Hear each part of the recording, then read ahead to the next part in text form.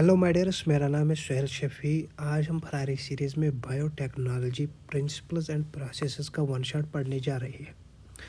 जो बायोटेक्नोलॉजी है वो डील करती है techniques of using live organisms और enzymes from organisms to produce products and processes जो यूजफुल हो किन के लिए, ह्यूमन्स के लिए। In this sense, making curd, bread or wine, which are all micro-mediated processes, could also be thought as a form of biotechnology.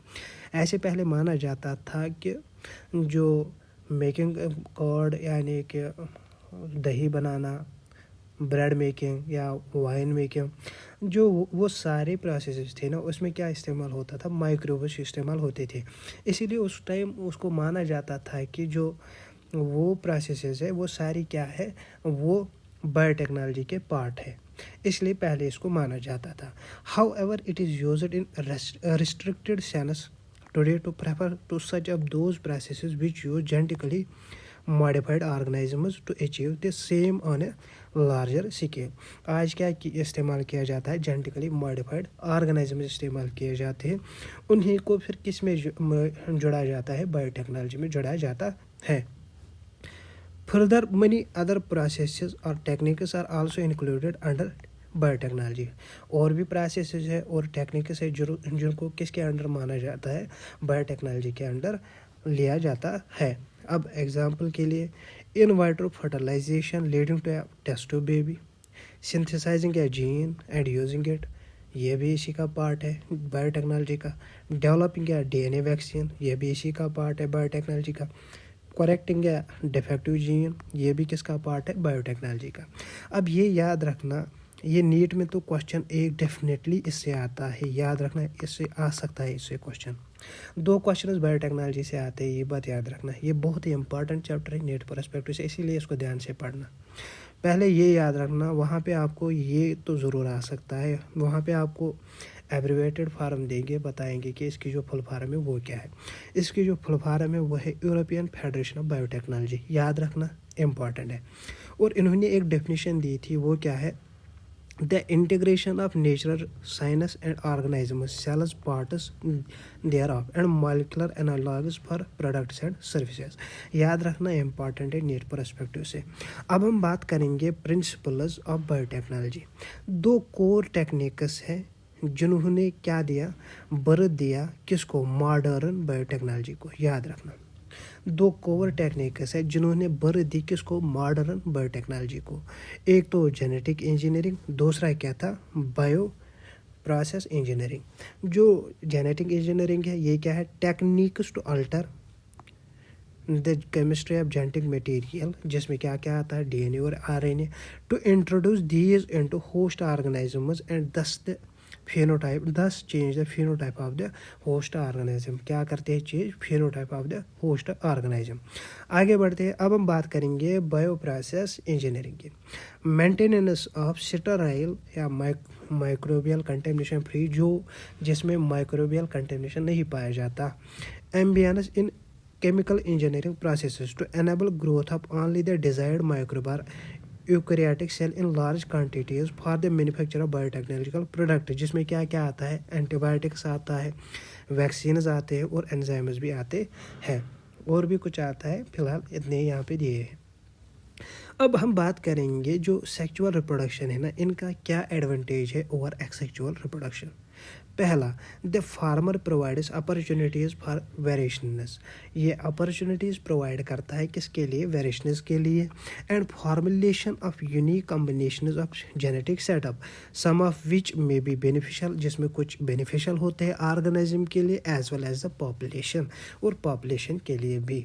Asexual reproduction preserves the genetic information, जो asexual reproduction है वो क्या preserve करता है, genetic information.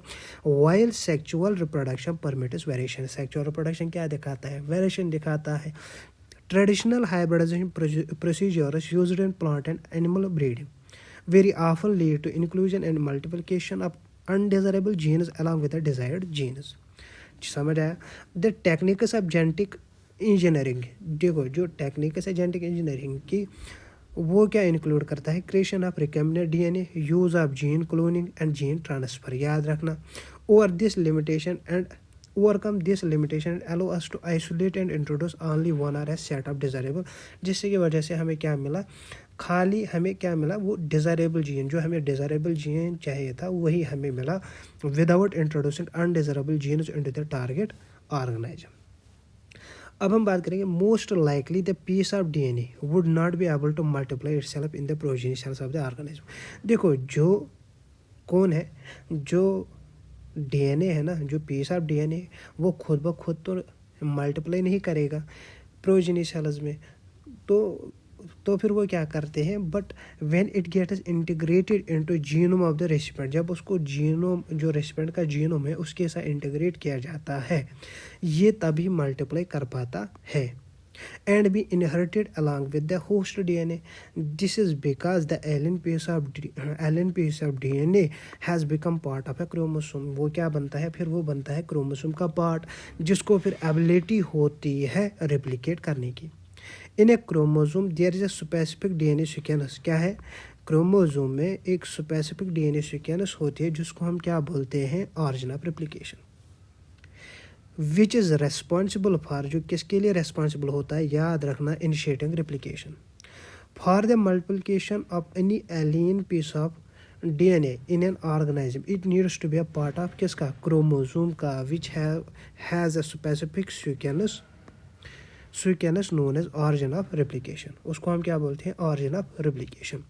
दस an alien DNA is linked with the origin of replication, जो alien DNA है वो किसके साथ लिंक होता है, ऑरिजिन ऑफ रेप्लिकेशन के साथ, so that this alien piece of DNA can replicate and multiply itself in the host organism, so that कि जो एलियन पीस ऑफ डीएनए वो रेप्लिकेट कर सके और मल्टीप्लाई कर सके खुद ब खुद, किस में, होस्ट ऑर्गेनिज्म में।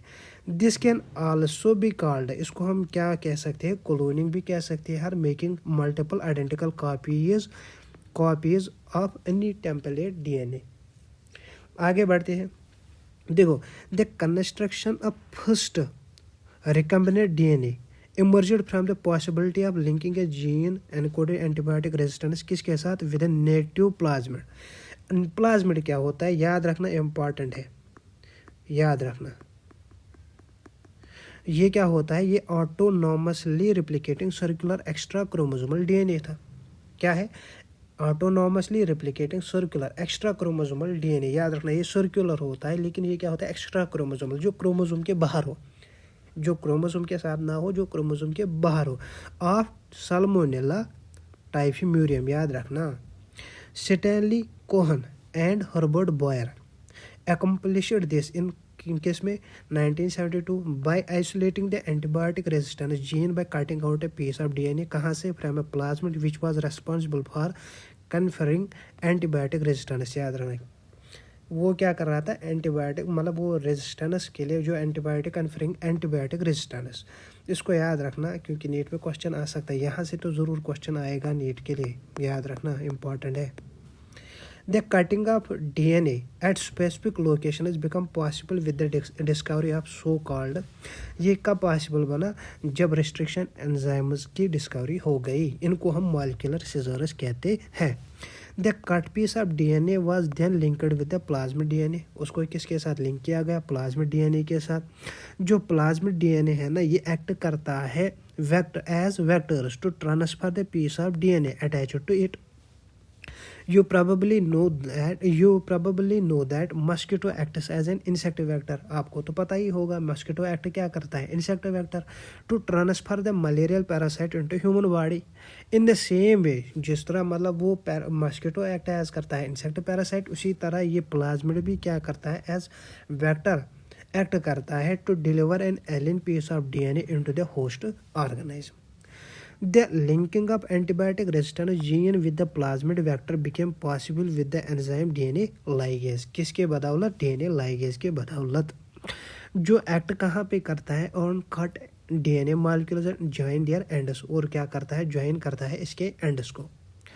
This makes a new combination of circular autonomously replicating DNA created in vitro and is known as recombinant DNA, इसको हम क्या कहते हैं, recombinant DNA कहते हैं।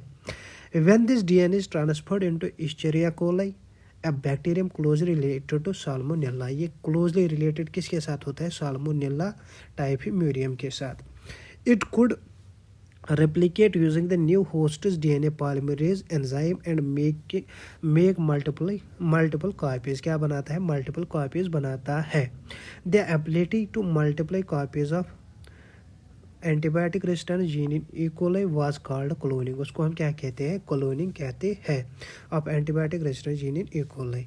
अब देखो 3 बेसिक सेटअप्स है जेनेटिकली मॉडिफाइंग एन ऑर्गेनिज्म, याद रखना 3 सेटअप्स है in genetically modifying an organism। पहला identification of DNA with desirable genes, दूसरा introduction of the identified DNA into the host, तीसरा maintenance of introduced DNA in the host and transfer of the DNA to its progeny. अब हम बात करेंगे tools of recombinant DNA technology की। अब इसमें क्या क्या आता है, एक तो आता है इसमें रिस्ट्रिक्शन एंजाइम्स, दूसरा आता है पॉलीमरेज एंजाइम्स, लाइगेजेस आते हैं, वेक्टर्स आते हैं और होस्ट ऑर्गेनिजम्स आते हैं। पहले हम पढ़ेंगे क्या रिस्ट्रिक्शन एंजाइम्स। देखो in the year 1963 2 enzymes responsible थे किसके लिए, restricting the growth of bacteriophage in Escherichia coli, उनको फिर आइसोलेट किया गया था। याद रखना 1963 पे 2 एंजाइम्स को आइसोलेट किया गया था जो रेस्पॉन्सिबल थे किसके लिए, restricting the growth of bacteriophage के लिए। याद रखना एक इसमें क्या करता था, वो मिथाइल ग्रुप ऐड करता था डीएनए के साथ, दूसरा क्या करता था, वो कट करता था डीएनए को। फिर इनको बाद में नाम रखा गया रिस्ट्रिक्शन एंडोन्यूक्लियस। याद रखना द फर्स्ट रिस्ट्रिक्शन एंडोन्यूक्लियस कौन था, हिंद सेकंड। याद रखना Hind second first restriction endonuclease था। नीट पॉइंट से बहुत इम्पॉर्टेंट है, नीट में क्वेश्चन आ सकता है।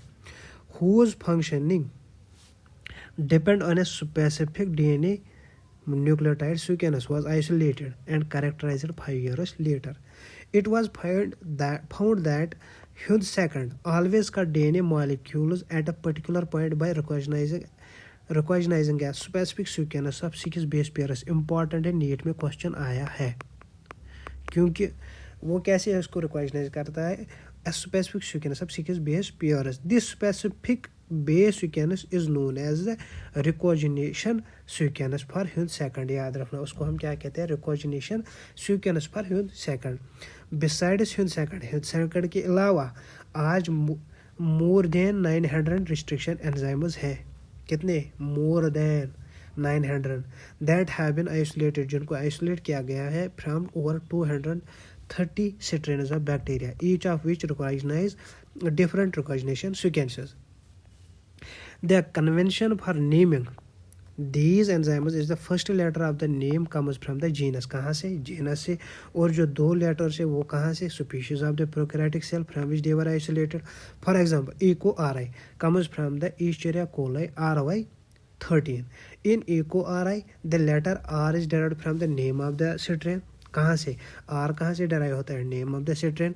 Roman numbers following the names indicate the order, ये क्या करते हैं, indicate order in which the enzymes were isolated from that strain of bacteria. याद रखना इंपॉर्टेंट है, नीट परस्पेक्टिव से क्वेश्चन आया है नीट में, याद रखना। आगे बढ़ते हैं, अब हम बात करेंगे रिस्ट्रिक्शन एंजाइम्स की। Restriction enzymes belong to a larger class of enzyme, जिसको हम क्या बोलते हैं, न्यूक्लियस बोलते हैं। दीज आर ऑफ 2 काइंड्स, एक तो एक्सोन्यूक्लियस होते हैं, दूसरे होते हैं एंडोन्यूक्लियस। जो एक्सोन्यूक्लियस है वो क्या करता है, वो रिमूव करते हैं न्यूक्लियोटाइड्स, कहाँ से, from ends of the DNA. याद रखना from the ends of the DNA, whereas endonucleases make cuts at specific positions within the DNA. याद रखना each restriction endonuclease functions by inspecting the length of a DNA sequence। Once it finds its specific recognition sequence, it will bind to the DNA और क्या करता है, cut each of the 2 strands of the double helix at specific points in their sugar phosphate backbones। याद रखना ये NEET में question आया है, इसको याद रखना और दोबारा भी आ सकता है। आगे बढ़ते, each restriction endonuclease recognize the specific palindromic nucleotide sequence in the DNA. याद रखना अभी मैं आपको बताऊंगा ये पैलिंड्रोम मतलब क्या है। पहले आप यहाँ पे देखो ये है एक्शन ऑफ रिस्ट्रिक्शन एंजाइम। यहाँ पे देखो जो एंजाइम है ना, वो डीएनए, जो दो डीएनए स्ट्रैंड्स है ना, उन दोनों को कट करता है। याद रखना, दोनों डीएनए स्ट्रैंड्स को at the same site cut करता है एंजाइम। याद रखना, इम्पॉर्टेंट है। जो एंजाइम है वो कट करता है दोनों स्ट्रैंड्स को, डीएनए स्ट्रैंड्स को एट द सेम साइट। जो इको आ रहा है वो कट करता है डीएनए को बिटवीन बेसेस। नीट में क्वेश्चन आया है, याद रखना, जी और ए के दरमियान। याद रखना, नीट क्वेश्चन है। नीट में क्वेश्चन इससे पहले भी आया है और आने के चांसेस भी है। जो इको आ रहा है वो कट करता है डीएनए को between bases G and A only. जब कब, जब sequence GAATT C is present in the DNA. याद रखना, जब ये सीक्वेंस होगी तब जो इको आ रहा है वो कट करता है डीएनए को किसके दरमियान, जी और ए के दरमियान। यहाँ पे आप देख सकते हो अब जो फॉरेन डीएनए है वो उसको फिर कैसे कट किया जाता है। यहाँ पे देखो, यहाँ पे दिखाया है, और यहाँ की तरफ देखो। अब फिर देखो जो इको आ रहा है, अब यहाँ पे देखो फिर सिटकी एंडस। ये होते हैं, एक तो होते हैं ब्लंट एंडस, दूसरे होते हैं सिटकी एंडस। जो सिटकी एंडस ये होते हैं सिटकी एंडस। याद रखना, जब मतलब एक पर्टिकुलर डायरेक्शन में ना कटा हो, मतलब एक वो ब्लंट एंडस तो समझ में आया होगा, और सिटकी एंडस ये ऐसे होते हैं, तो इनको याद रखना। फिर देखो जो डीएनए फ्रेगमेंट्स है वो फिर आपस में ज्वाइन किए जाते हैं। उनका उसको ज्वाइन कौन करता है, डीएनए लाइगेज, तो आपको पता ही होगा। और फिर देखो क्या बनता है, रिकम्बिनेंट डीएनए बनता है। और ये याद रखना, यहाँ पे ज़्यादा इस डायग्राम में ये इंपॉर्टेंट था। एक तो ये इंपॉर्टेंट था, दूसरा ये इंपॉर्टेंट था। आगे बढ़ते हैं। देखो अब हम ये देखेंगे पैलिंड्रोम मतलब क्या है। आप लोगों ने तो मलयालम नाम सुना है, चाहे आप मलयालम को आगे से पढ़ो या पीछे से पढ़ो, ये हर जगह से क्या आएगा, मलयालम ही आएगा, चाहे आप आगे से पढ़ो या पीछे से पढ़ो। उसी तरह ये जो पैलिंड्रोम उसी को बोलते हैं। आप आगे से पढ़ो या पीछे से पढ़ो, दोनों डायरेक्शन में जब सेम आए तो उसको हम पैलिंड्रोम बोलते हैं। जो पैलिंड्रोम है डीएनए में वो क्या है, वो सीक्वेंस है बेस पेयर्स का, जो रीड करता है सेम दोनों स्ट्रैंड्स पे। दोनों स्ट्रैंड्स पे रीड क्या करता है, same. When orientation of reading is kept the same, जब रीडिंग हम सेम रखेंगे तो वो पैलिंड्रोम जो डीएनए में है उसकी जो सीक्वेंस है बेस पेयर्स की, वो भी रीड सेम की जाती है दोनों स्ट्रैंड्स पे। अब एग्जांपल यहाँ पे देखो GAATC, और यहाँ से देखो ये। अब देखो अगर आप यहाँ से पढ़ोगे ये भी है GAATC, यहाँ से अब देखोगे GAATC। ये याद रखना, नीट में इससे क्वेश्चन आया है। नीट में वहाँ पे आपको सीधे सीक्वेंस बताई गई है कि कौन सी सीक्वेंस ठीक है। आगे बढ़ते हैं। Restriction enzymes cut the strand of DNA a little away from the center of the palindrome sites, but between the same two bases on the opposite strands. This leaves single stranded portions at the ends. There are overhanging stretches जिसको हम क्या बोलते हैं, सिटकी ends on each strand. These are named so because they form hydrogen bonds. ये क्या बनाते हैं, hydrogen bonds with their complementary cut counterparts.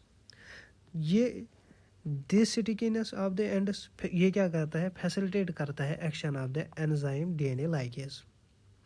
जो रिस्ट्रिक्शन एंजाइम है, जो रिस्ट्रिक्शन एंडोन्यूक्लियस है, वो यूज़ होते हैं जेनेटिक इंजीनियरिंग में to form recombinant molecules of DNA, जो किसके बने होते हैं, डीएनए फ्रॉम डिफरेंट सोर्सेज और genomes. When cut by the same restriction enzyme, जब उसको सेम रिस्ट्रिक्शन एंजाइम के साथ कट किया जाता है, the resultant DNA fragments have the same kind of sticky ends and these can be joined together end to end using DNA ligase. किन का इस्तेमाल किया जाता है, DNA ligase का। यहाँ पे देखो ये फॉरेन डीएनए है और ये क्या है, वेक्टर डीएनए है, जिसको हम प्लाज्मिड भी कहते हैं, प्लाज्मिड वेक्टर डीएनए है। सेम रिस्ट्रिक्शन एंजाइम, याद रखना, सेम रिस्ट्रिक्शन एंजाइम का डीएनए को भी करता है, जो फॉरेन डीएनए उसको भी कट करता है, और जो ये वेक्टर है उसको भी कट करता है। याद रखना, वेक्टर डीएनए को भी कट करता है सेम रिस्ट्रिक्शन एंजाइम, और फॉरेन डीएनए को भी सेम रिस्ट्रिक्शन एंजाइम कट करता है। याद रखना, तभी तो रिकम्बिनेंट डीएनए बनेगा, अदरवाइज रिकम्बिनेंट डीएनए नहीं बनेगा। याद रखना।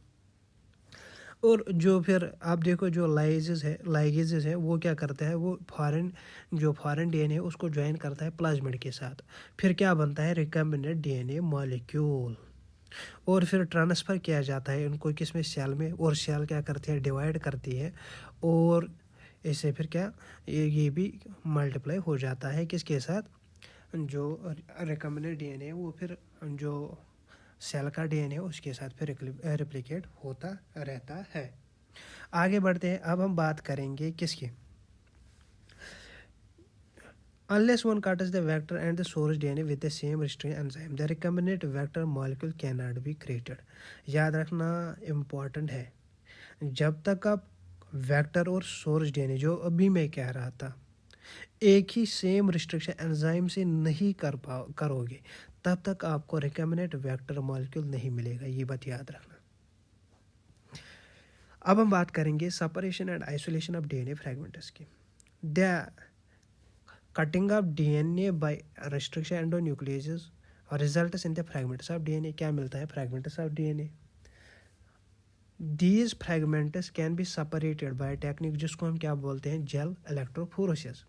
Since DNA fragments are negatively charged, वो क्या होते हैं negatively charged molecules, they can be separated by forcing them to move towards the anode, किसकी तरफ, एनोड की तरफ, under an electric field through a medium और मैट्रिक्स। जो मोस्ट कॉमनली मैट्रिक्स यूज होता है वो होता है एग्रोज जल, याद रखना एग्रोज जल ज़्यादा इस्तेमाल होता है। ये क्या होता है, ये नेचुरल पॉलीमर होता है जो एक्सट्रैक्ट किया जाता है कहाँ से, सीवीड से। The DNA fragment separate resolve according to their size, वो कैसे उनको उसको सेपरेट कैसे किया जाता है, according to their size through sieving effect provided by the agarose gel. जितना स्मॉलर फ्रैगमेंट होगा, जितना साइज फ्रैगमेंट का स्मॉलर होगा उतना ही वो दूर भागेगा, ये तो सिंपल है। जितना फ्रैगमेंट का क्या साइज छोटा होगा उतना ही वो दूर भागेगा। The separated DNA fragments can be visualized only after staining the DNA with a compound जिसको हम क्या बोलते हैं, ethidium bromide, followed by exposure to UV radiation. याद रखना नीट में बहुत बार, आप देखना हर साल शायद ये क्वेश्चन आया है, या तो एक साल छूट मिली होगी या तो आप देखोगे पिछले 5 साल से कंटिन्यूसली क्वेश्चन आता जा रहा है।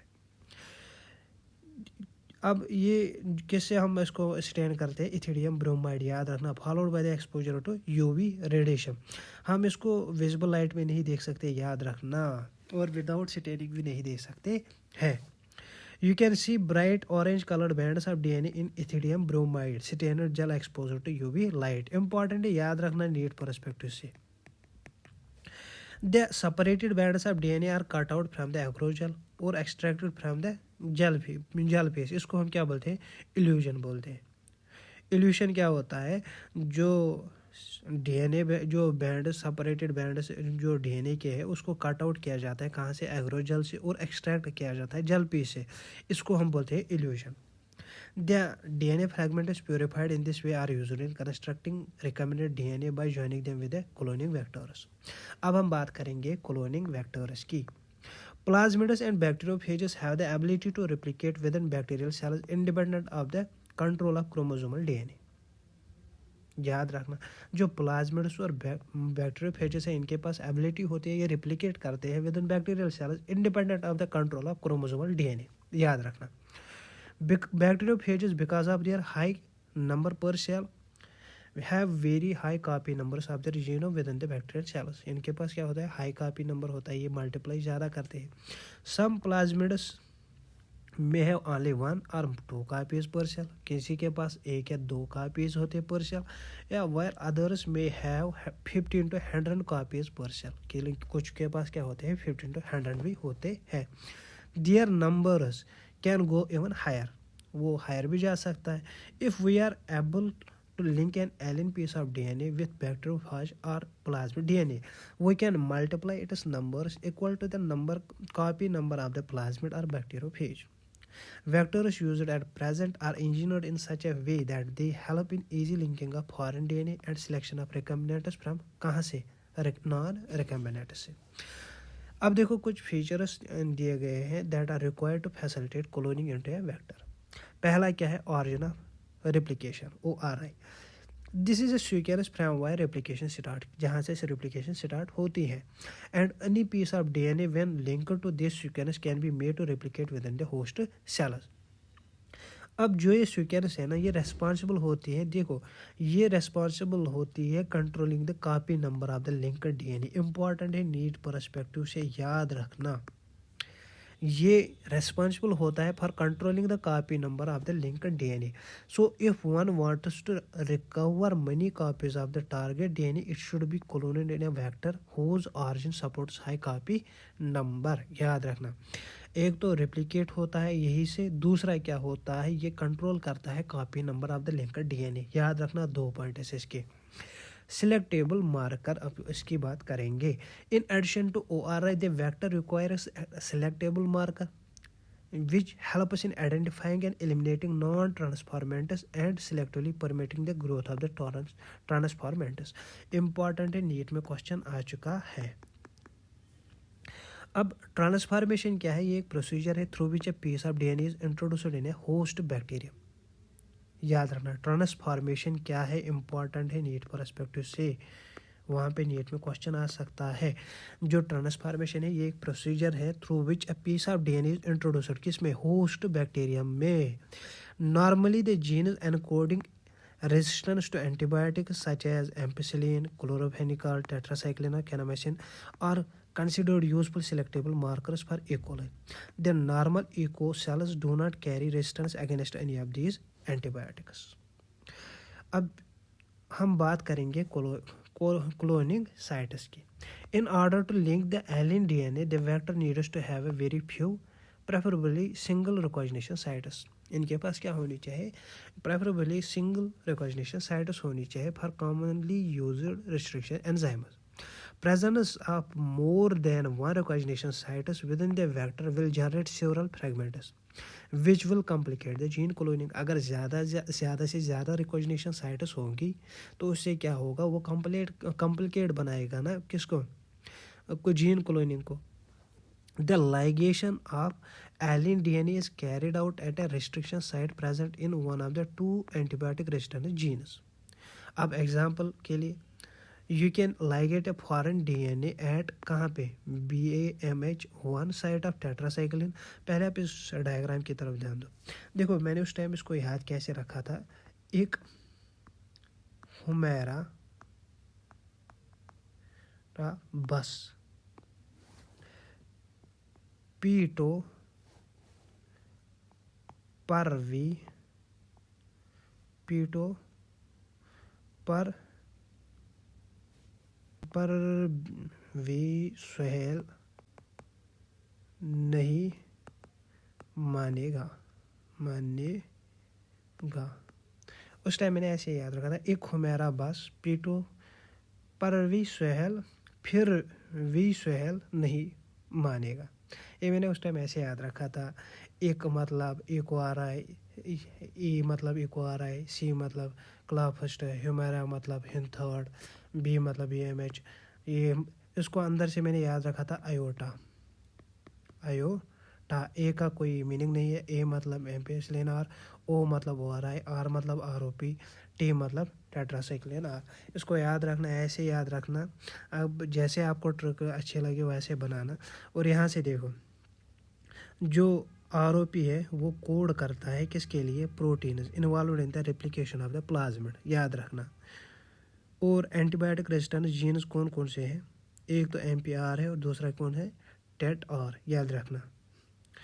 और रिकॉग्निशन साइट्स कौन कौन से, एक तो हिंथर्ड है, EcoRI है, BAMH1 है, SAL1 है, PVU सेकंड है, PST1 है, CLA फर्स्ट है। याद रखना, नीट में इससे क्वेश्चन आएगा, फिर वहाँ पे ये मत कहना है कि क्वेश्चन हमें पता ना था, तो क्वेश्चन वहाँ पे आता है। रेजिस्टेंस जीन वेक्टर याद रखना है, PBR322 ये क्या है, ये वेक्टर है। नीट में आपको ये भी आएगा, रिकॉग्निशन साइट्स भी आएंगे और ये भी आएगा, और वहाँ पे ये बताएंगे कि वेक्टर कौन सा है इनमें। तो याद रखना PBR322 ये क्या है, वेक्टर है। The recombinant plasmids will lose tetracycline resistance due to insertion of foreign DNA, but can still be selected out from non-recombinant ones by plotting the transformants on tetracycline containing medium. जो transformants है वो grow करते हैं on ampicillin medium containing ampicillin containing medium are then transported in a medium containing tetracycline. जो recombinants है वो grow करेंगे ampicillin containing medium पे, लेकिन वो grow नहीं करेंगे कहाँ पे, tetracycline में. बट जो नॉन रिकम्बिनेंट्स है वो ग्रो करेंगे दोनों मीडियम में, चाहे वो टेट्रासाइक्लिन का मीडियम हो, चाहे वो कौन सा हो, चाहे वो ये एक तो टेट्रासाइक्लिन का हो, दूसरा किसका हो, दूसरा चाहे वो एम्पिसिलिन का हो, दोनों में वो क्या कर सकता है, ग्रो कर सकता है.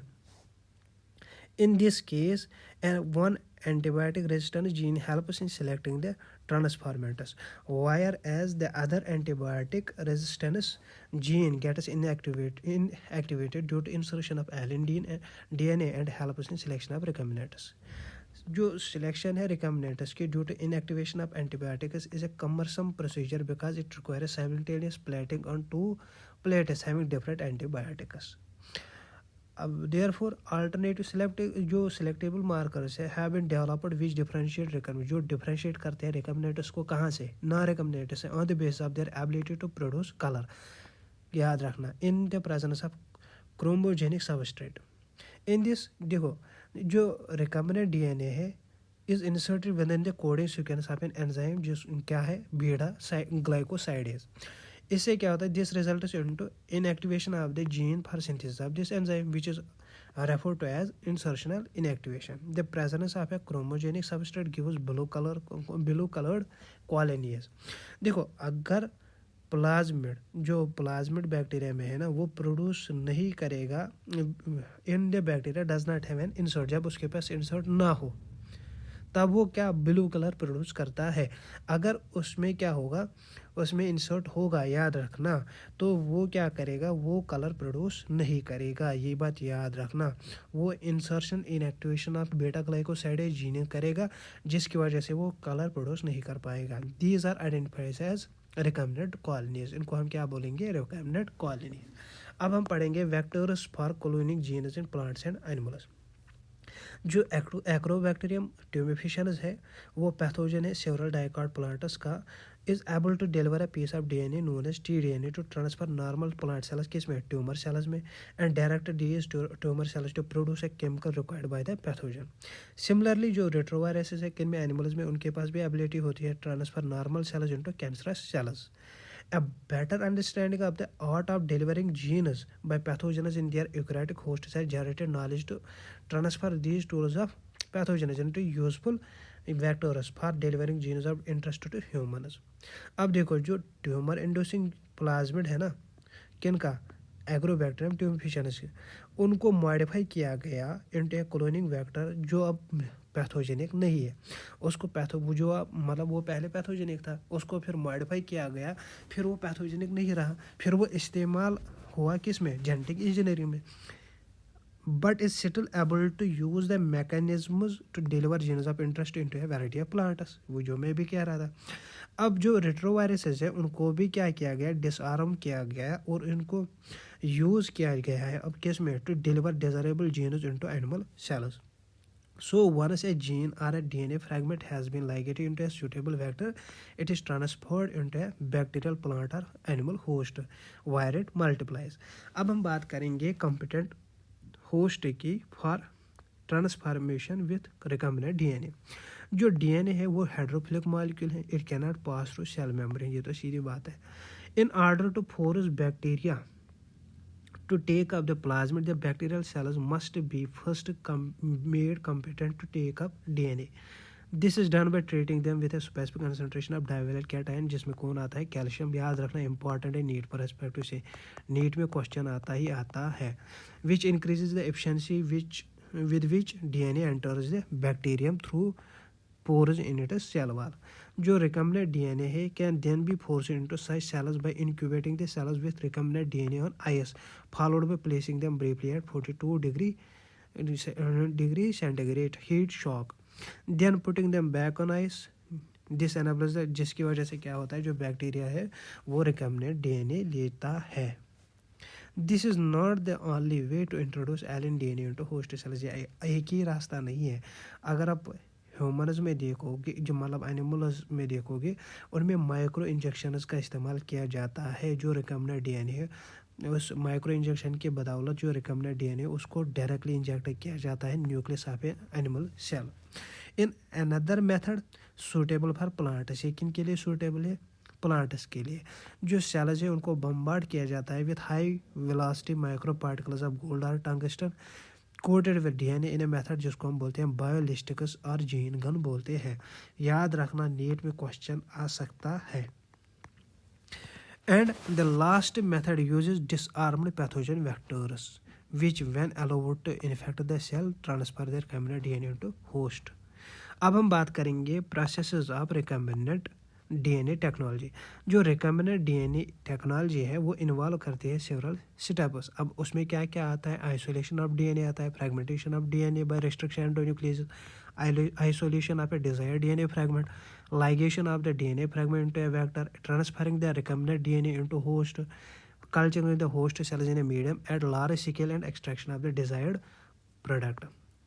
पहले हम पढ़ेंगे क्या? Isolation of the gene genetic material. जो बाकी है ना, ये हमने बाकी तो सारे तो पढ़े हैं, बस ये पढ़ना बाकी है। और ये desired extraction of the desired product, ये भी पढ़ना बाकी है। बाकी हमने सारा पढ़ा है इसमें। Isolation of the genetic material. Nucleic acid क्या है? जेनेटिक मटेरियल सारे ऑर्गेनिजम्स में without exception. In majority of organisms this is deoxyribo nucleic acid और डीएनए।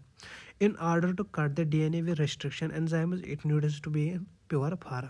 ये pure form में होना चाहिए, free from other macromolecules. Since the DNA is enclosed within the membranes, we have to break the cell open to release DNA along with other macromolecules. जिसमें क्या क्या आता है? RNA, proteins, polysaccharides and other lipids and also lipids. This can be achieved by treating the bacterial cells या plant या animal tissue किसके साथ? With enzyme, जिसमें क्या क्या आता है? लाइसोजाइम बैक्टीरिया के लिए आता है, सेलुलोज प्लांट सेल्स के लिए आता है, काइटिनेज फंगस के लिए आता है। याद रखना। You know that genes are located along molecules of DNA intertwined with proteins such as histones. Their DNA can be removed by treatment with ribonuclease, याद रखना। Whereas proteins can be removed by treatment with proteases, याद रखना। Other molecules can be removed by appropriate treatment and purified DNA ultimately precipitates out after the addition of, याद रखना important है, after the addition of chilled ethanol. Need perspective से important है, याद रखना।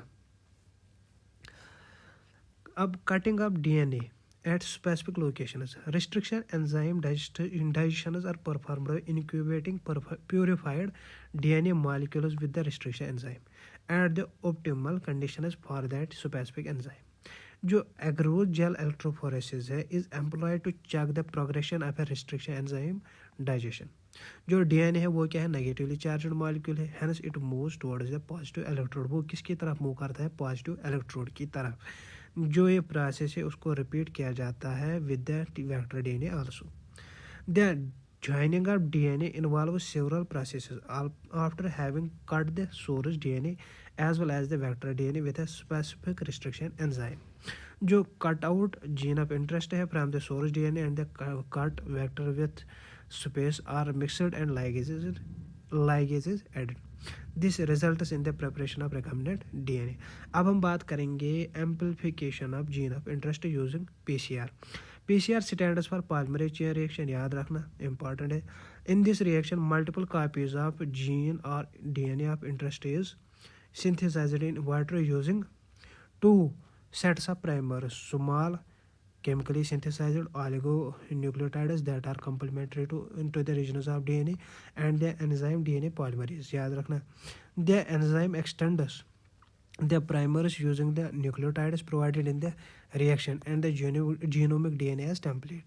If the process of replication of DNA is repeated many times, the segment of DNA can be amplified to approximately कहाँ तक? 1 billion times. याद रखना, NEET पे question आ सकता है और आएगा भी, याद रखना, ठीक। Such repeated amplification is achieved by the use of thermostable DNA polymerase, जिसको हम क्या बोलते हैं? थर्मस एक्वेटिकस, याद रखना, नीट परस्पेक्टिव से इम्पॉर्टेंट है। which remain inactive during the high temperature induced denaturation of double-stranded DNA. The amplified fragment, if desired, can now be used to ligate with a vector for further cloning. पहले आप इस diagram की तरफ ध्यान दो, देखो वहाँ पे आपको सीक्वेंस आएगा इसका क्या क्या होता है। एक तो डेनेचुरेशन पहले, दूसरा एनीलिंग, तीसरा क्या है एक्सटेंशन। याद रखना नीट में बहुत बार क्वेश्चन आया है, नीट में बहुत बार क्वेश्चन आया है, ये याद रखना। और इस्तेमाल कौन सा, ये पॉलीमरेज, ये कौन सा इस्तेमाल होता है यहाँ पे एंजाइम, टैग पॉलीमरेज, याद रखना डीएनए पॉलीमरेज है। और ये याद रखना हर एक साइकिल में 3 स्टेप्स होते हैं, एक तो डेनेचुरेशन, प्राइमर एनीलिंग और एक्सटेंशन ऑफ प्राइमर्स। और ये याद रखना 30 साइकिल्स भी याद रखना। और एम्पलीफाइड कहाँ तक, 1 बिलियन टाइम्स याद रखना। अब हम बात करेंगे insertion of recombinant DNA into the host cellular organism. There are several methods of introducing ligated DNA into recipient cells. बहुत सारे मेथड्स है। Recipient cells after making them competent to receive take of DNA present in it surroundings. So if a recombinant DNA bearing gene for resistance to an antibiotic, जिसमें क्या आता है ampicillin, is transferred into E. coli cells, the host cells become transformed into ampicillin resistant cells. If we spread the transformed cells on agar plates containing ampicillin, only transformants will grow. जो untransformed रेस्पिरेंट sales है वो क्या करेंगे, वो मर जाएंगे। Since due to ampicillin resistance gene, one is able to select a transformed cell in the presence of ampicillin. The ampicillin resistance gene in this case is called a selectable marker. उसको हम क्या बोलते हैं, selectable marker. Obtaining the foreign gene product. When you insert a piece of alien DNA into a cloning vector and transfer it into a bacterial, plant or animal cell, जो alien DNA है वो क्या होता है, multiply होता है। In almost all recombinant technologies, the ultimate aim is to produce a desirable protein. Ultimate aim क्या होता है इनका, desirable protein का प्रोड्यूस करना। Hence there is a need for the recombinant DNA to be expressed. The foreign gene gets expressed under appropriate conditions. The expression of a foreign gene in host cells involve understanding many technical details. After having cloned the gene of interest and having optimized the conditions to introduce the expression of the target protein, one has to consider producing it on a large scale. If any protein encoded gene is expressed in a heterologous host, उसको हम क्या बोलते हैं, recombinant protein. The cells harboring cloned genes of interest may be grown on a small scale in the laboratory. Their cultures may be used for extracting desired protein and then purifying it by using different separation techniques. The cells can also be multiplied in a continuous culture system wherein the used medium is drained out from one side while fresh medium is added from the other to maintain the cells in their physical most active log or exponential phase. जो ये type of culturing method है produces a larger biomass leading to a higher yield of desired protein. उसे क्या होता है, higher yield of desired protein. Small volume cultures, देखो वो मतलब उतना ज़्यादा क्वांटिटी ऑफ प्रोडक्ट्स प्रोड्यूस नहीं कर सकता जो ये स्मॉल वॉल्यूम कल्चर्स है। तो हमें लार्ज क्वांटिटी में प्रोड्यूस करने के लिए हमने डेवलप क्या किया, बायोरिएक्टर्स, जहाँ पे क्या लार्ज वॉल्यूम्स जो मतलब 100 से लेकर 1000 लीटर्स तक अब culture can be processed was required. Thus, bioreactors can be thought of as vessels in which raw materials are biologically converted into specific products, individual enzymes, etc., using microbial, plant, animal, or human cells. याद रखना, अब bioreactor provides the optimal conditions किसके लिए, for achieving the desired product by providing optimum growth conditions, जिसमें क्या क्या आता है, temperature, pH, substrate, salts, vitamin और ऑक्सीजन। अब ये डायग्राम यहाँ पे देखना, देखो जो पहला है वो कौन सा है, वो सिंपल सेटायर्ड टैंक बायोरिएक्टर, और जो दूसरा है वो स्पार्जेड सेटायर्ड टैंक बायोरिएक्टर है through which sterile air bubbles are sparged. देखो पहला सिंपल है, दूसरा स्पार्जेड है, याद रखना क्वेश्चन आ सकता है। अब ये देखो यहाँ पे क्या है, acid base for pH control, यहाँ पे देखो ये क्या है, स्टीम फॉर स्टेरिलाइजेशन, ये मोटर है, ये फोम ब्रेकर है, ये क्या है, फ्लैट ब्लेडेड इम्पलर है, ये क्या है, कल्चर ब्राथ है, ये क्या है, सेट्राइल एयर, अब ये इस डायग्राम की तरफ देखो, increase surface area for oxygen transfer. ये देखो ये क्या है, bubbles dramatically increase the oxygen transfer area. और ये क्या है, gas entertainment. A stirred tank reactor is usually cylindrical or with a curved base to facilitate the mixing of the reactor contents.